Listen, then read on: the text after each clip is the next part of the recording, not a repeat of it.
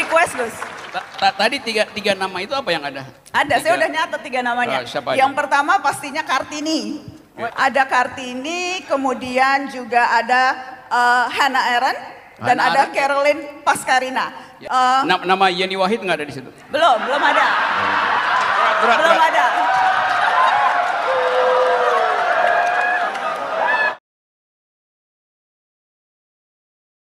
Yang selanjutnya kita ingin beri kesempatan kepada pengajar filsafat Universitas Indonesia, Bang Rocky Gerung. Ini kayaknya fansnya Bung Rocky di sini banyak banget. Bung Rocky, ini bukan di televisi karena narasumbernya banyak, jadi Anda waktunya maksimal 10 menit. Karena yang lainnya nanti gak kebagian waktunya. Okay. Bagaimana Bung Rocky? Bagaimana kemudian pandangan Anda terhadap tadi apa yang disampaikan oleh Gus Muhaimin terkait dengan politik Indonesia saat ini? Mewujudkan idealitas politik untuk 2024, untuk masa mendatang ini seperti apa, Bung Rocky? Oke, biarkan yang bersangkutan duduk dulu. Selamat datang kembali kepada yang punya acara. Dan saya agak haus sebetulnya, saya ingin dapat air mineral. Dan dibawakan oleh orang yang sama yang membawakan air itu pada Gus Imin tadi.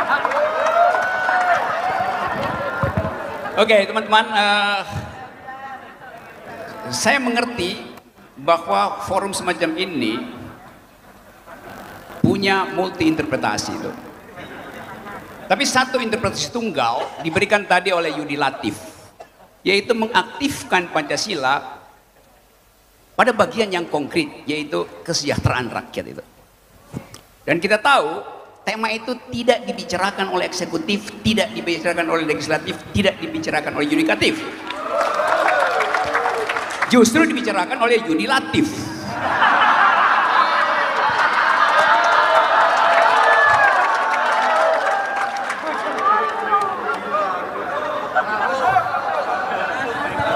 Jadi dia memonopoli seluruh cabang kekuasaan. Bahaya. Kesimpulan yang saya tunggu tadi adalah kata pendidikan akan diucapkan nggak oleh Gus Imin. Ternyata dia ucapkan di ujung urayanya yang agak membosankan karena panjang. Tapi dia ucapkan itu sebagai kesimpulan bahwa bangsa hanya bisa tumbuh sejahtera, adil kalau generasi barunya itu tumbuh dengan pendidikan yang cukup. Itu dibicarakan sejak zaman Yunani bahwa hanya generasi yang terdidik yang mampu kita harapkan membawa kesejahteraan. Itu besarnya. Dan kalau kita lihat perjalanan bangsa ini, founding person kita terlatih dengan duel argumen. Itu yang menyebabkan kita ingin revisiting our past gitu. Visioning ini istilah hebat betul. Kata visioning itu dia punya dua energi untuk menggerakkan dan energi untuk memberi harapan itu. Lain kalau kita bilang vision, visi Indonesia, artinya ada sesuatu di situ. Tapi visioning artinya mengalirkan gagasan ke dalam tanah kering politik hari ini. Kita perlu itu. Anak judulnya juga bagus sekali itu. Apa namanya tadi? Peta Arah kebijakan dan peta jalan kesejahteraan. Kita nggak dapat itu. Tidak ada jalan kesejahteraan karena Presiden Jokowi sibuk membuang jalan tol. Yes, saya serius. Jalan tol hari ini membuat rakyat tidak sejahtera karena biaya angkut Indomie dari Jakarta sampai ke Solo itu naik 20%. Itu akibatnya. Jadi terlihat bahwa visioning Indonesia artinya menemukan kembali, revisiting our past. Karena pada awal kemerdekaan kita kaya dengan pemikiran itu, kaya dengan visi itu, bergelimpangan dan bergelimang visi di situ, perdebatan intelektualnya hidup. Karena itu PKB harus mengucapkan kembali pikiran, bring intellectual. Yes. Bawa kembali pikiran dalam politik. Bring intellectual to the politics. Itu yang kita ingin dapat dari PKB hari ini. Kita ada di Dom. Dom ini di dalam tradisi Yunani, Dom itu tempat pemukiman keluarga yang bahagia. Bahasa Yunaninya domus. Orang Inggris pakai dom. Jadi PKB itu bahasa Indonesia apa dom ya? Nah, coba ya. Kubah. PKB itu partai kubah bangsa itu.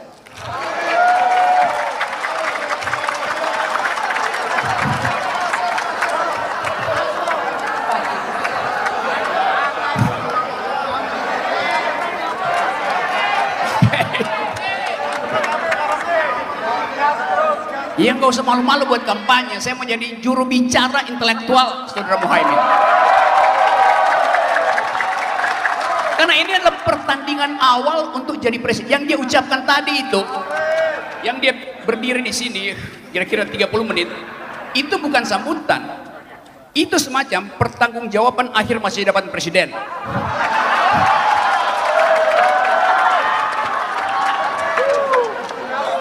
Betul, ini serius. Saya merasa mayoritas di sini. Saya bagian dari PKB. Karena tadi disebut Gus Dur. Yang paling nama Gus Dur muncul itu saya ingat Forum Demokrasi. Bersama-sama kita bikin Forum Demokrasi. Pada waktu itu Muhaimin kalau ketemu Gus Dur dia mesti cium tangan tuh. Teman-teman lain. Dan gak berani masuk di ruang kita berdiskusi. Karena dianggap junior oleh Gus Dur. Kalau sekarang dia nekat undang saya di sini. Padahal saya pengkritik kekuasaan itu. Kan gila dia. Tapi justru itu yang ini kita ucapkan nanti di dalam pesta demokrasi nanti. Datanglah calon presiden di sini. Bilang saya menjadi presiden dan orang tanya, apa visi kamu? Oh, terima kasih.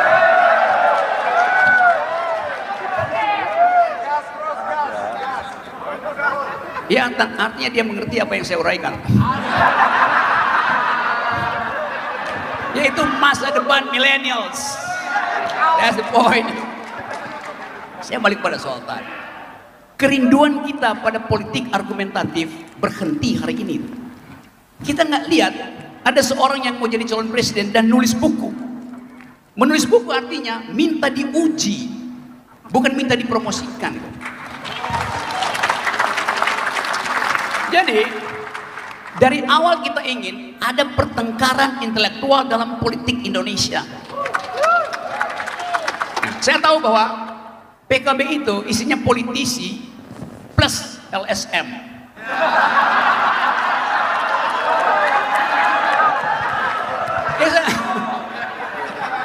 Lo di era Caimin pimpin PMII, satu waktu saya diundang oleh PMII di awal tahun 90 atau tengah 90, saya diminta oleh PMII di Taman Amir Hamzah untuk memberi kuliah tentang Jürgen Habermas, Frankfurt School.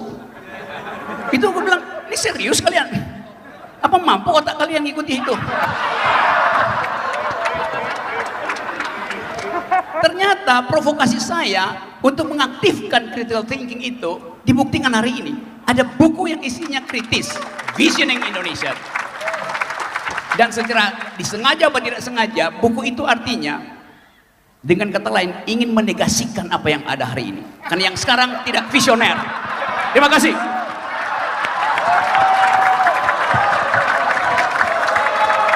Tepuk tangan sekali lagi untuk Rocky Gerung.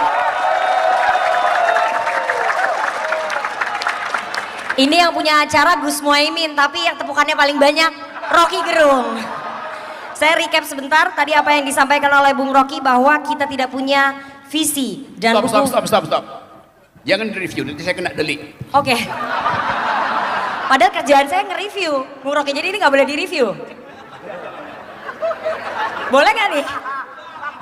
Pasti kamu akan ambil bagian yang enak aja tuh. Ya. Oh, nggak, ini ada. Saya harus ke-review karena itu saya dibayar untuk nge-review Bung Rocky. Oke, itu kita tidak punya visi, tapi buku Visioning Indonesia seperti menemukan kembali pikiran. PKB harus bisa membawa kembali pikiran dalam politik, dan tadi apa yang disampaikan oleh Gus Muhaimin Iskandar itu bukan pidato sambutan, tapi kampanye calon presiden. Itu saya koreksi.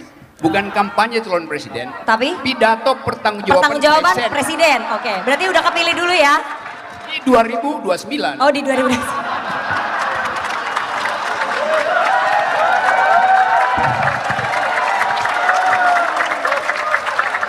Dan kita akan lanjutkan diskusi kita. Selanjutnya saya ingin minta waktu kepada Mbak Najwa. Saya idola kita semua, pegiat media, aktivis perempuan.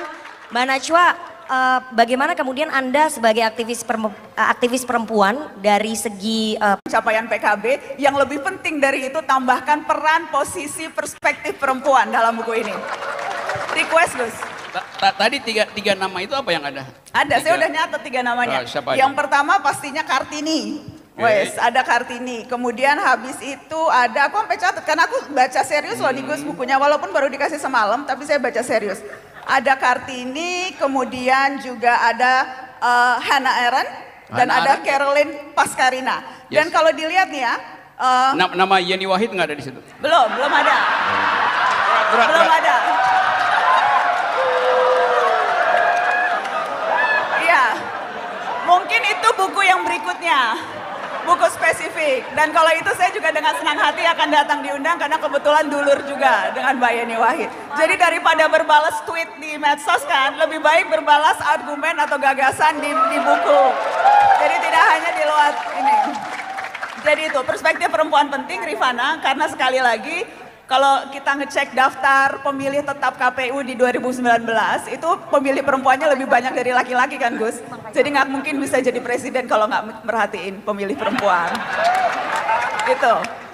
Tapi sesungguhnya saya mau bilang gini, Rifana, jarang ada politikus yang menerbitkan buku menjelang tahun-tahun politik dan menjelang pemilu ini tentang ide dan gagasan. Biasanya itu buku biografi, menceritakan tentang riwayat masa kecil yang penuh penderitaan sehingga bisa merasakan kepekaan. Biasanya gitu. Biasanya buku biografinya menceritakan sepak terjang perjuangan yang akan membuatnya menjadi satrio piningit. Biasanya jelang pemilu, jelang tahun-tahun politik, buku-buku seperti itu yang diterbitkan. Karenanya agak lain nih, bukunya bicara soal gagasan, visi, dan serius. Tadi kan Gus Muhaimin bilang ini buku serius. Yang nerbitin pun serius, karena biasanya buku biografi politisi itu penerbitnya namanya suka kelihatan banget proyekan gitu loh. Tapi ini yang nerbitin LP3ES loh. Ini yang reputasinya serius, menerbitkan disertasi, menerbitkan terjemahan. Jadi sekali lagi itu lainnya itu, Gus. Tetapi yang menurut saya paling menarik di buku ini, terutama di bab 3. Saya serius loh baca buku ini. Bab 3 itu beneran. Saya kalau dikasih sesuatu serius, nggak kayak wakil rakyat kadang nggak serius kan. Nih, mohon maaf kepada teman-teman anggota DPR yang ada di sini. Partai politik, demokrasi, dan tata kelola kelembagaan. Dan menurut saya inti dari bab ini, termasuk inti dari buku ini Caimin, ketika Caimin bilang, partai politik dan instrumen demokrasi bukan demokrasi warung kopi. Jadi digambarkan oleh Caimin di sini, demokrasi warung kopi itu demokrasi yang hanya menyeruput kopinya, menikmati kopinya, tapi tidak memahami fundamental proses di belakangnya. Dan partai politik, saya mengutip Caimin di sini, partai politik itu nyawa atau rohnya demokrasi. Tapi rasa-rasanya deskripsi soal demokrasi warung kopi ini juga bisa tercermin dari partai politik kita hari-hari ini. Hanya bisa menikmati kopi tapi nggak bisa menjelaskan, nggak bisa tahu bagaimana proses pengolahannya, bagaimana petaninya, bagaimana lahannya. Semuanya nggak diurus, yang diurus cuma nikmatnya menyeruput kopi. Jadi, dan menurut saya seperti halnya tertulis di buku ini, itu PR terbesar negeri kita sekarang. Mohon maaf kepada para pengurus partai politik termasuk kepada Caimin, rasa-rasanya instrumen demokrasi yang paling tidak mereformasi dirinya sejak zaman reformasi itu partai politik. Dan itu dengan gamblang diakui di buku ini. Buku ini berisi gagasan-gagasan yang ideal. Gagasan tentang bagaimana Indonesia seharusnya menjadi. Dan saya menilai gagasan-gagasan itu Gus Muhaimin itu seperti otokritik.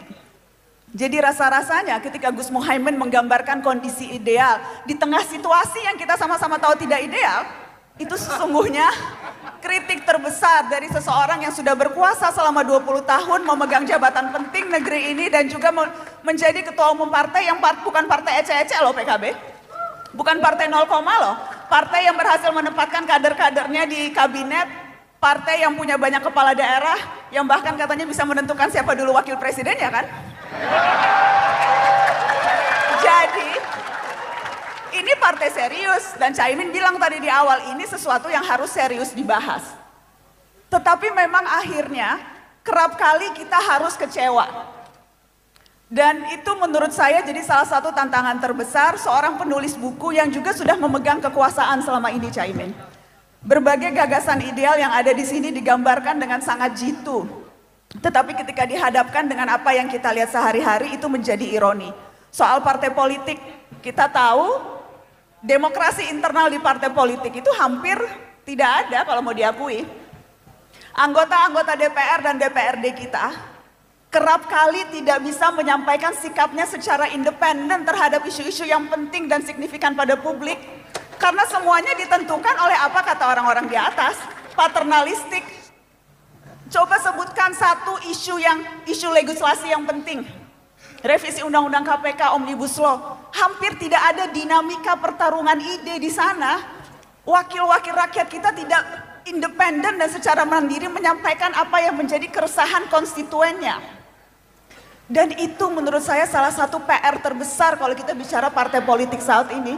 Jadi mohon maaf wakil rakyatnya seragam, wakil rakyatnya menjadi tidak menarik karena semuanya tergantung apa kata atasan.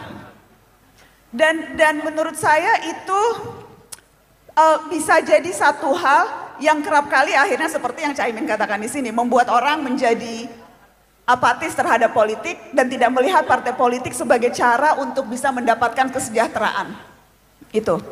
Yang juga saya ingin kutip spesifik dan saya bacakan di sini, Gus, adalah kalimat yang Gus Muhaimin tulis di bab 3. Ketika Caimin bilang, model atau format sistem politik yang demokratis harus memiliki stabilitas jangka panjang dan berlaku secara permanen. Tidak diubah dan diganti dalam setiap momen politik tertentu. Disinilah dibutuhkan konsistensi dan kedewasaan semua pihak untuk selalu patuh terhadap sistem politik yang disepakati bersama. Dan kita tahu demokrasi dibangun dengan esensi salah satunya pembatasan kekuasaan dan jenis kekuasaan. Dan itu artinya kesepakatan kita bersama adalah ketika presiden ya 2 periode ya 5 tahun. Karenanya ketika ada usulan dukungan muncul penundaan pemilu yang berarti membawa konsekuensi pada perpandahan jabatan presiden, itu mungkin saja waktu itu Gus Muhaimin lupa pernah menulis soal ini di buku ini. Jadi mari saya hanya mengingatkan Gus, itu pernah ditulis, jadi rasa-rasanya mungkin perlu membaca lagi buku yang ditulis sendiri supaya idenya tuh konsisten, jadi real politiknya sama dengan gagasan politiknya Gus.